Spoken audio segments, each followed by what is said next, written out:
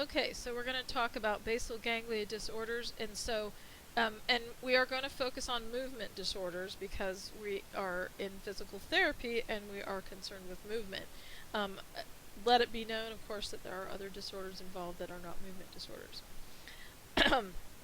So, as I said at the end of the last lecture, we're going to talk about two different types, hypo and hyperkinetic. Of course, it's a spectrum, it's a range, but in general, we can classify things as hypo or hyperkinetic.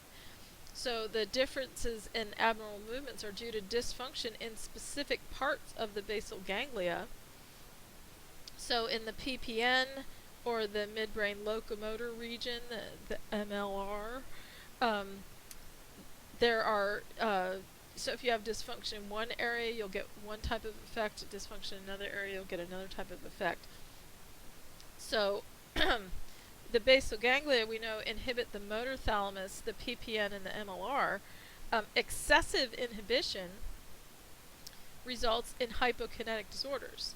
Inadequate inhibition results in hyperkinetic disorders. Excuse me. I'm coffee today. So, we'll start by talking about hypokinetic. Parkinson's disease is the most common basal ganglia motor disorder. It interferes with both voluntary movements and automatic movements. So the book talks about three subtypes: akinetic or rigid, tremor dominant, or mixed, which is akinetic and tremor has features from both. And the prevalence of each subtype is 50, 40, and 10%. But in the Parkinson's world, you rarely hear those subtypes. You hear about idiopathic Parkinson's versus Parkinson-like disorders, and we'll talk about the Parkinson-like disorders in a minute. But the most common that you'll see for idiopathic Parkinson's is the akinetic or rigid. Most people in Parkinson's have tremors, even people with the akinetic type of Parkinson's disease.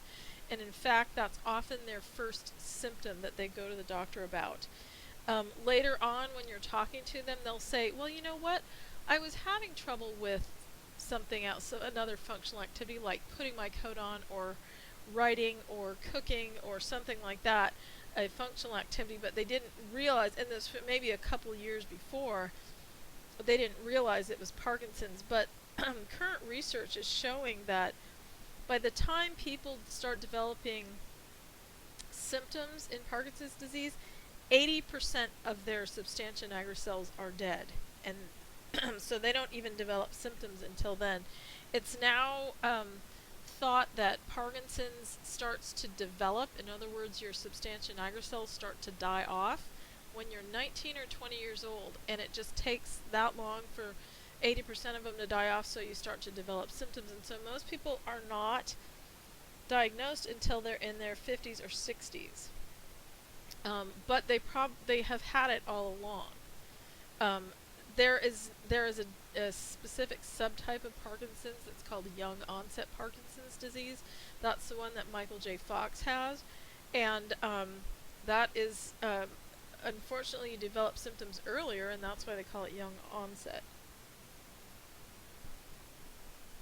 So the pathologic characteristics of Parkinson's disease. This is one of those great pathology boxes from the book.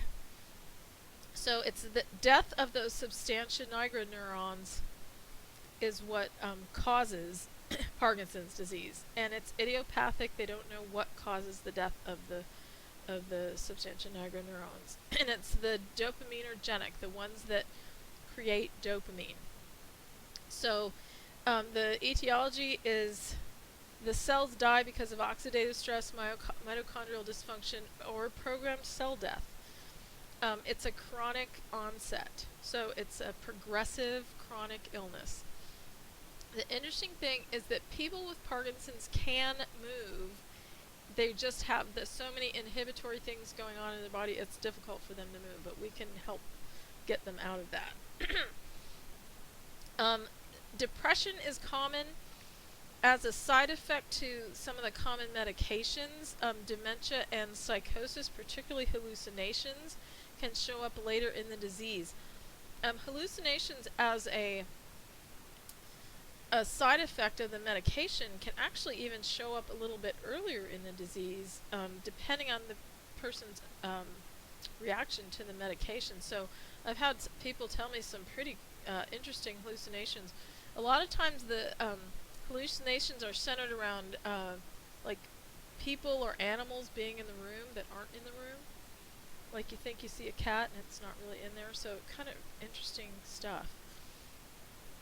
So a lot of times people have alterations in their sleep-wake cycles. So they have excessive daytime sleepiness because they're not sleeping well at night.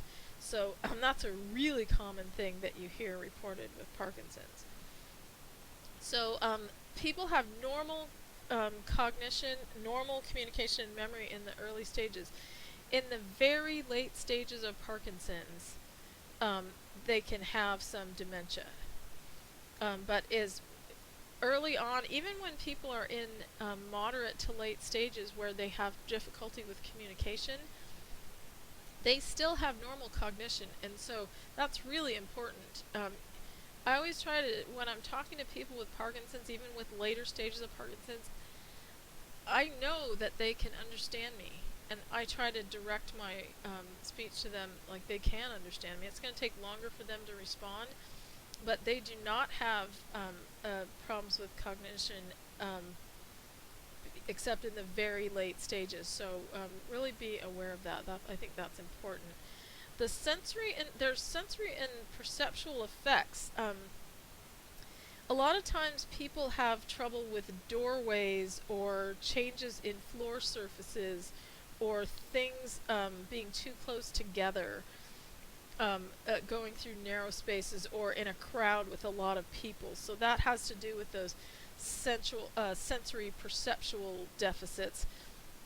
And that's a little bit of that decision-making loop that we talked about. So that can be a real problem if that visual or perceptual thing causes them to freeze in their movement. So a really interesting story. When I was doing the LSVT big training, one of the instructors was saying that she had a patient who was a football coach, and in the school where he worked, he had to go through a turnstile to get to the football field from his office, and he would freeze in that turnstile. And he said sometimes he'd be stuck in there for 10 minutes, and the more people tried to help him, the more stressed out he became, and the longer he stayed stuck. And so we actually have specific strategies in the LSVT big training to break people out of that freezing. But it can be really stressful for people. Like they just feel like they're locked in and they can't move. There are some autonomic effects with Parkinson's because of the functions of dopamine in the autonomic nervous system. Constipation, orthostatic hypotension is common, and so you really want to watch that when you're doing exercise with people. Thermal dysregulation and bladder and sexual dysfunction. So remember in the autonomic nervous system chapter, all those things were effects of the autonomic system. So the motor symptoms are the most common symptoms we are treating with Parkinson's. The hypokinesia, which is less movement, rigidity, stoop posture, shuffling gait. There's a sort of characteristic late Parkinson's gait. They call it a festinating gait, and I have a video on the module that demonstrates that. Difficulty initiating movements like turning and stopping. A resting tremor, and a lot of times it shows up in the initial stages. It's unilateral. In later stages it can be bilateral. The visual perceptual movement blocks, freezing during movements, and decreased postural control. So it's the basal ganglia nuclei that are affected. Usually people who are diagnosed in their 50s and 60s, men and women are equally affected. Right now, the Parkinson's organizations report there are 1 million people in the U.S. with Parkinson's. So I kind of did the demographics and figured out in Whatcom County there are potentially 750 people with active Parkinson's right now, and those are like some people that doesn't include people who haven't been diagnosed yet. So the prognosis is progressive, meaning the disease gets worse and worse as you have it. Usually, people do not die from Parkinson's. Parkinson's doesn't kill you. It's heart disease or infection or some consequence of inactivity that kills you. So, if we can get people exercising and moving and doing things with Parkinson's, that can do a lot to improve their quality of life. And people, it's not that people with Parkinson's can't move, they just have trouble with it, and we can train them to get past that. So it's a huge, I love working with people with Parkinson's because we see great effects. Initially, when someone goes in and they're diagnosed with Parkinson's, they are usually put on one of the dopamine substitutes. Cinemet is one of them. That's the brand name of it. Usually they are quite effective with people initially if they have standard idiopathic Parkinson's. There can be side effects, and that's usually with long-term use of the drugs. The side effects of the hallucinations and psychosis and dyskinesias do not usually show up until much later, when someone's been on the disease for 15, 20 years. So if there are other cells involved besides the substantia nigra cells, it limits the effectiveness of the drugs, and we'll talk a little bit about the other Parkinsonian syndromes, which unfortunately aren't well treated by medication. So another procedure that is used to treat Parkinson's is deep brain stimulation, and there's some videos on the module about deep brain stimulation. There's a three-part one that, it's optional whether you want to watch it or not, with a guy talking about going through it, and they actually show some of the surgery, which is pretty interesting. They actually put a stimulator inside your brain, and the problem with deep brain stimulation, people initially get good results from it, but in the long term, and Parkinson's is a long-term disease. You have it forever, for the rest of your life. People who get DBS tend to have trouble with speaking and swallowing earlier on than people who don't get DBS. So it's you have to do a cost-benefits analysis for yourself and see if it's worth it if you have Parkinson's. DBS does not cure Parkinson's. It changes some of the motor problems, but later on people end up having more problems. So I've worked with people with DBS, and it's interesting. It's an interesting area. It's invasive. So PT and OT, you can improve mobility and functional status in people with Parkinson's disease quite dramatically. Intense resistance training and intense, high intensity interval training produce better muscle hypertrophy and functional gains than standard exercise. So as long as, or as short a time as maybe 5 years ago, the American College of Sports Medicine was recommending that people with Parkinson's not exercise vigorously. All of the current research is showing that that is not functional for people. People with Parkinson's need to exercise vigorously, and they need to do it every day, and they need to do it for the rest of their life. It can be a huge thing for people with Parkinson's, and that's one thing we can do for them. We can get them on a regular exercise program, and it is amazing what we can do for them. So in the module, we listed all the different symptoms, potential symptoms, and characteristics of Parkinson's.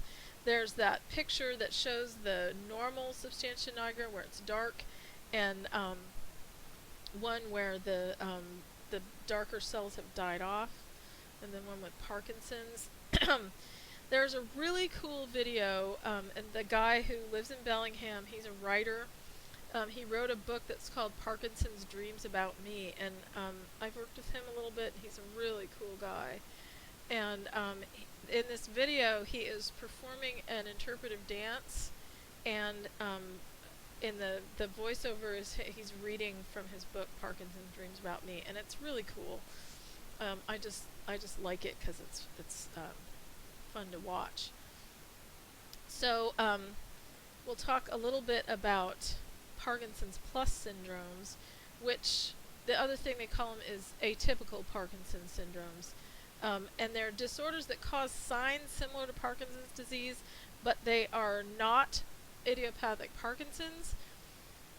They have a different progression and a different cause, and they do not respond as well to therapy. So the things that, the red flags they like to talk about that indicate a different diagnosis include the following. Early postural instability. So if people start out, their first symptom is they have a lot of falls, that is not typical of true idiopathic Parkinson's. A very rapid progression.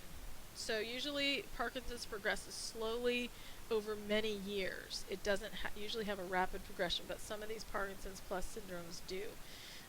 Respiratory dysfunction is not common with idiopathic Parkinson's, but it is with the Parkinson plus syndromes. Abnormal postures, uncontrollable and inappropriate laughter or crying. So we know that the basal ganglia circuits function on some of those emotional levels with the limbic system, and so that can be a red flag that's indicating it's not true idiopathic Parkinson's disease.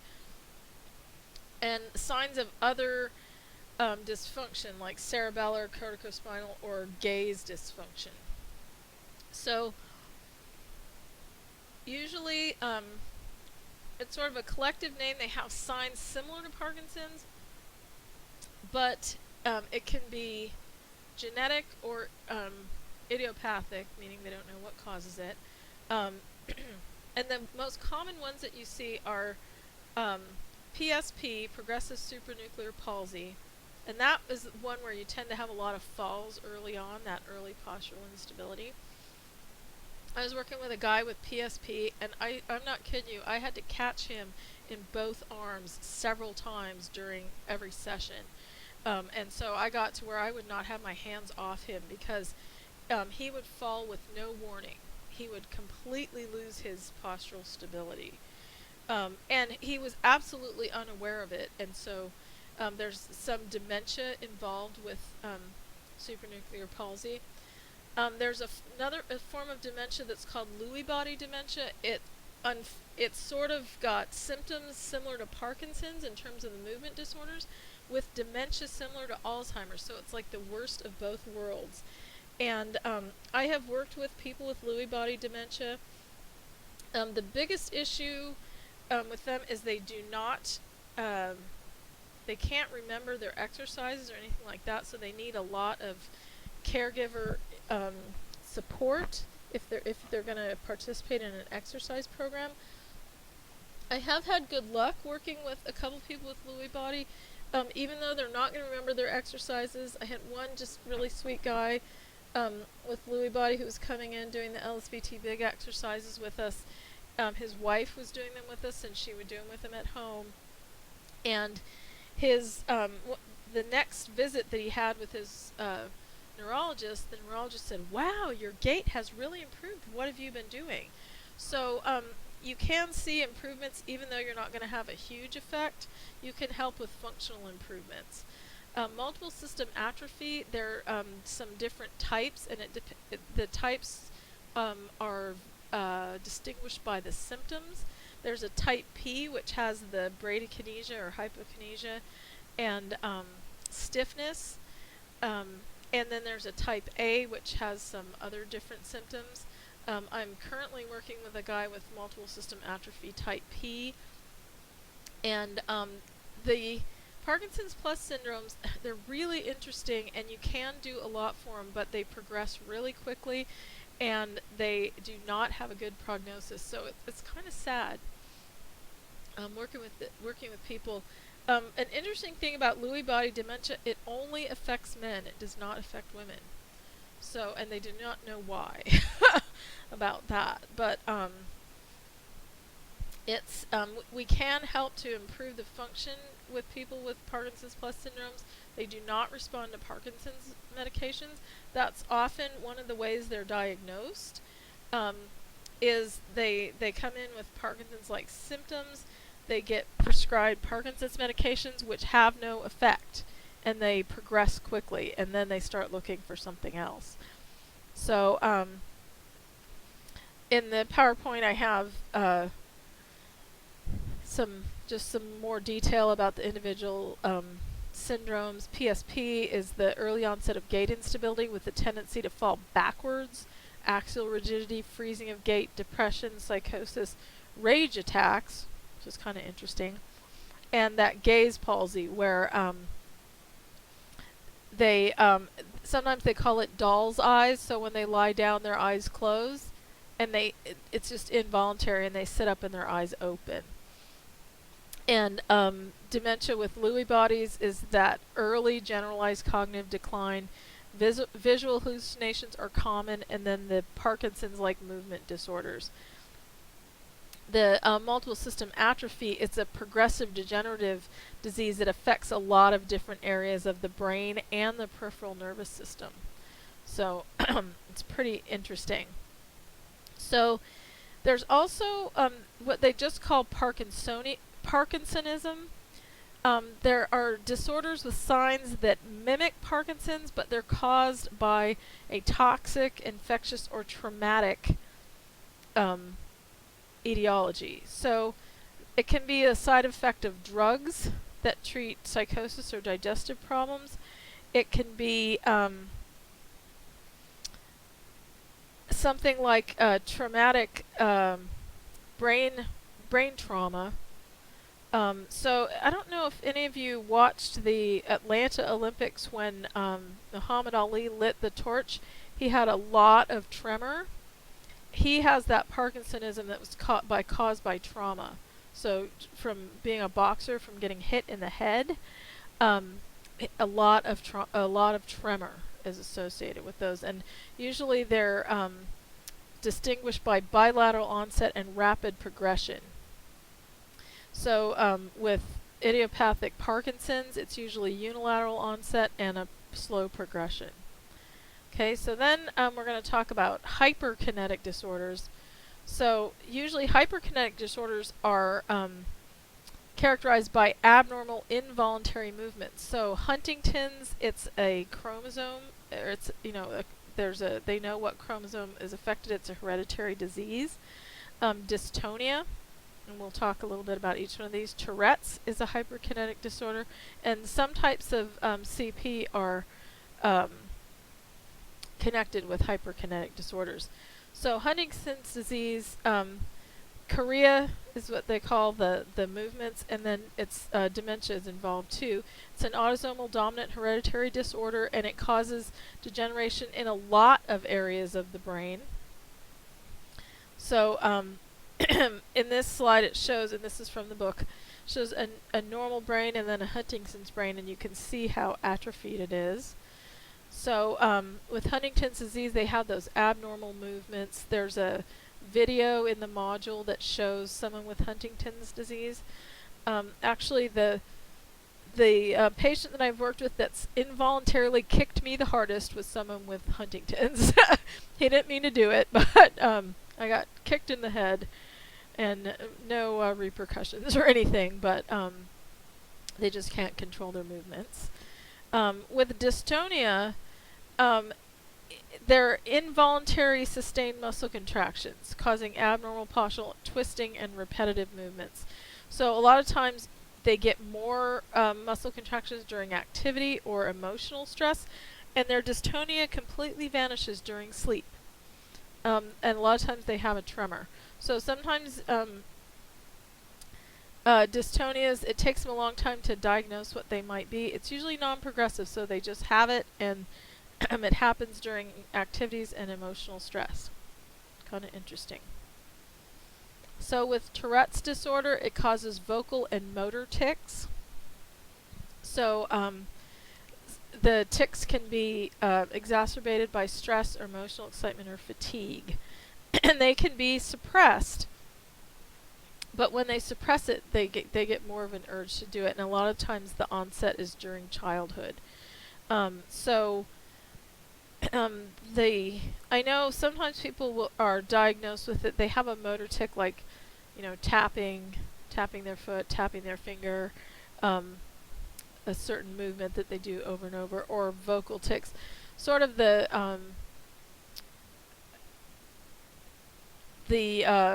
stereotypical Tourette's is yelling out obscenities, but often Tourette's manifests itself as motor tics more than vocal. But kind of interesting, and that's caused by basal ganglia disorder. So they talk about chorioathetotic cerebral palsy, and they get the chorea is those abrupt, jerky movements, like with Huntington's, and athetosis is slow, writhing movements. Chorioathetoid CP is lesions involving the basal ganglia, and that's why they have those movements. So we will wrap this up a little bit. I did include, I'll just tell you, in the module, let's see, where did I put it? Oh, in the treatment for Parkinson's and other related syndromes, I included some videos of Diana Kurth, the PT that I work with doing the LSVT Big program, doing some LSVT Big exercises with a patient in our clinic. So it is really cool. The thing that I like about working in LSVT Big is you see huge changes in people in just a 4-week treatment duration.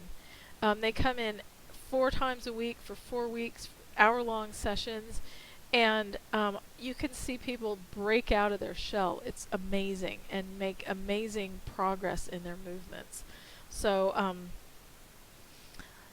it's just a really cool thing. If you want to look at the video with Diana doing the LSVT Big exercises, they're large amplitude movements. The LSVT Loud, which is the accompanying voice treatment, it also focuses on amplitude. So amplitude of voice and amplitude of movement in the LSVT Big program.